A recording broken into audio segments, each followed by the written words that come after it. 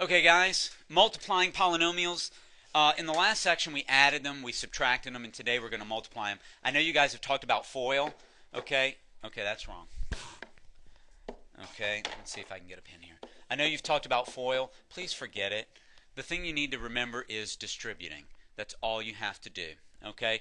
Now let's just talk through these notes, and then I'm gonna give you another example or another idea to think about. But we've got two binomials here. And it says to multiply them, we use the distributive property. You take the first term, 2x, multiply it by 3x, and multiply it by 2. And then you're done with that one. Then go to the next term in the first polynomial and multiply it by 3x and then by 2.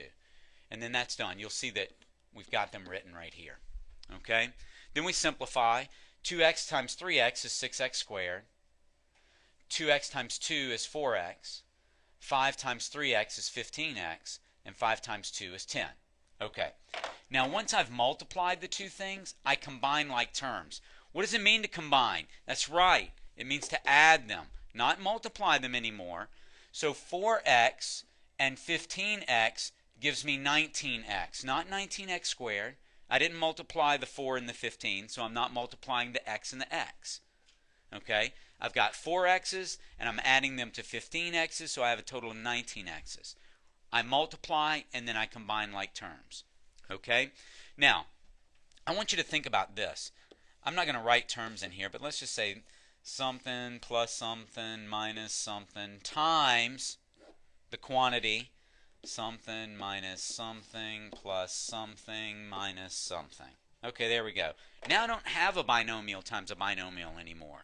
So FOIL doesn't work for me. So please don't memorize something that you don't need. The first is a trinomial. That means I've got three terms, 1, 2, and 3. I'm going to take the first term and I'm going to multiply it by A, B, C, and D terms in the next polynomial. All right, so I'm just going to go here, 1 times A, 1 times B, 1 times C, 1 times D. And then I'm done with that. Then 2 times A, 2 times B, 2 times C, 2 times D. Uh-oh. Come on. There we go.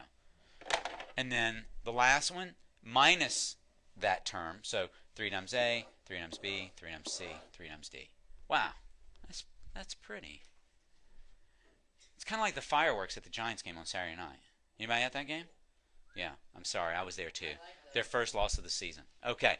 Never mind. But here we go. Guys, that's all we do. This is distributive property. I don't need to remember front, outside. What's the I stand for? Inside, lat. I don't need that. Take the first term, multiply by all of them. Take the second term, multiply by all of them. That's it. Done. Much simpler. Okay, guys, I think we're ready to do some examples.